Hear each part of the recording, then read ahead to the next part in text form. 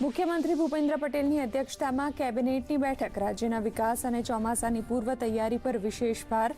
પ્રધાનમંત્રી નરેન્દ્ર મોદીના શાસનના 12 વર્ષની ઉજવણી અંગે મંથન, તો શાળા પ્રવેશોત્સવ અને કૃષિ મહોત્સવ કાર્યક્રમો અંગે સરકારની રણનીતિ પર ચર્ચા.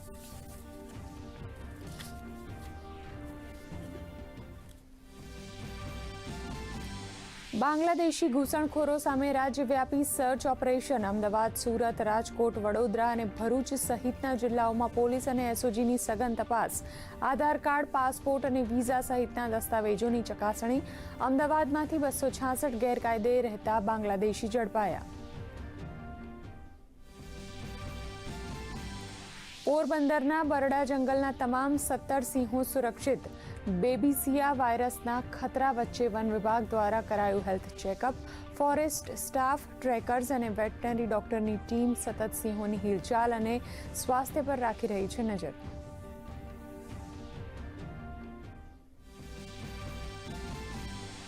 આદિવાસી ગૌરવ મહોત્સવ 2026 અંતર્ગત જનજાતીય વિકાસ પર રાષ્ટ્રીય સંમેલનનું આયોજન. સંમેલનના ઉદ્ઘાટન સત્રને રાષ્ટ્રપતિ દ્રૌપદી મુર્મુનું સંબોધન. કહ્યું, આદિવાસીઓ સાંસ્કૃતિક રીતે ખૂબ જ સમૃદ્ધ. આદિવાસીઓ ઘણી સરકારની યોજનાઓથી અજાણ.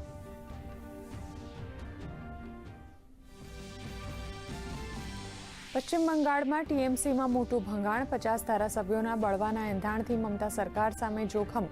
તો ટીએમસીના કબજા હેઠળના સુરેન્દ્રનાથ કોલેજમાંથી મળ્યા 500 અને 100 રૂપિયાની નોટોના બંડલ. તો જાવેદ શેખના ઘરેથી પોલીસે શસ્ત્રો અને કારતૂસો કર્યા કબજે.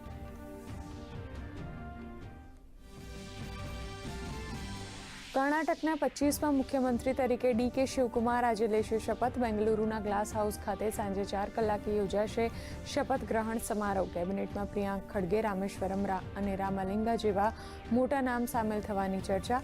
રાહુલ ગાંધી અને મલ્લિકાર્જુન ખડગે સહિત દિગ્ગજો રહેશે ઉપસ્થિત. વેનેઝુએલાના કાર્યકારી રાષ્ટ્રપતિ ડેલ્સી રોડ્રિગ્સ આજથી 5 દિવસની ભારત યાત્રાએ. પ્રધાનમંત્રી નરેન્દ્ર મોદી સાથે કરશે દ્વિપક્ષીય વાર્તા. બંને દેશો વચ્ચે ઉર્જા અને વ્યૂહાત્મક સંબંધોને મળશે નવી ગતિ. તો વેપાર, ટેકનોલોજી અને હેલ્થકેર ક્ષેત્રે સહયોગ વધારવા પર મુકાશે ભાર. ગુજરાતમાં 5 જૂન સુધી રહેશે ચોમાસા જેવો માહોલ. આજે બનાસકાંઠા, દેવભૂમિ દ્વારકા, સુરત સહિતના સ્થળોએ ગાજવીજ સાથે હળવાથી મધ્યમ વરસાદની સંભાવના. ખેડૂતોને તેમની જણસ સાચવવા સલાહ. તો કેરળમાં 4 જૂનથી સત્તાવાર ચોમાસાના આગમનની શક્યતા.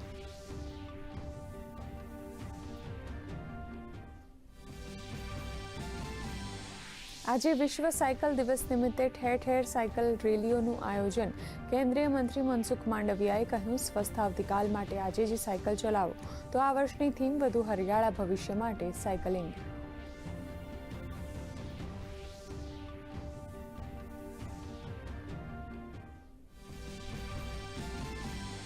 ભારતીય શેર બજારમાં 800થી વધુ પોઈન્ટનો કડાકો. ઈરાન અમેરિકા વચ્ચે ફરી એકવાર યુદ્ધ જેવી પરિસ્થિતિ સર્જાતા ક્રૂડ ઓઇલના ભાવમાં સામાન્ય વધારો. ડોલર સામે નબળો પડતા રૂપિયાથી ભારતીય માર્કેટનું મોરલ ખરડાયું. સોના ચાંદીના ભાવમાં પણ ઘટાડો.